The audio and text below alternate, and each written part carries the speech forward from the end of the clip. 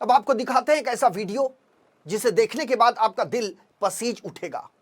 आप ये सोचने पर मजबूर हो जाएंगे कि क्या वास्तव में हम 21वीं सदी में जी रहे हैं। यह वीडियो है सोलापुर जिले के अंतर्गत आने वाले अक्कलकोट तहसील का, जहां पर स्थित है पीतापुर गांव।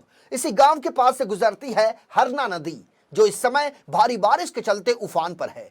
यहां तक कि हरना नदी का पानी ओवरफ्लो होकर गांव में घुस आया है, जिसकी वजह से लोगों की मुश्किलें बढ़ गई हैं। इसी दरमियान पीतापुर में रहने वाले एक मुस्लिम परिवार के यहां मौत हो गई, जिसके बाद मृतक के अंतिम संस्कार के लिए जब उसे कब्रिस्तान ले जाया जाने लगा तो कई तरह की मुसीबतें एक साथ खड़ी हो गई।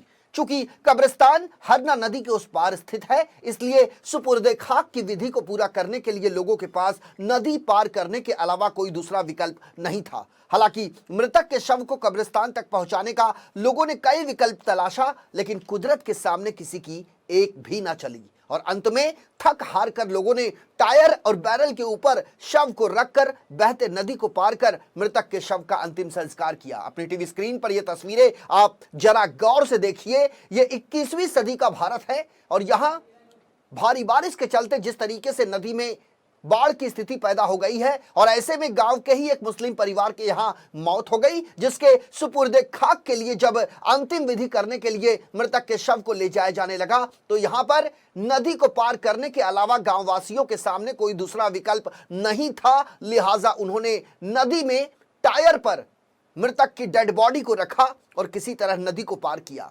और इसके बाद यहां पर सुपुर्दे खाक की विधि पूरी की गई। हालांकि मृतक के शव को कब्रिस्तान तक पहुंचाने का लोगों ने कई तरह के विकल्प को तलाशा, लेकिन कुदरत के सामने किसी की एक ना चली। चर्चा इस बात को लेकर हो रही है कि यदि नदी का जलस्तर बढ़ जाता या फिर मूसलाधार बारिश का सिलसिला शुरू हो जाता तो कई लोगों की जान खतरे में पड़ जाती। ऐसे में प्रशासन पर भी उदासीनता का आरोप लगने लगा है।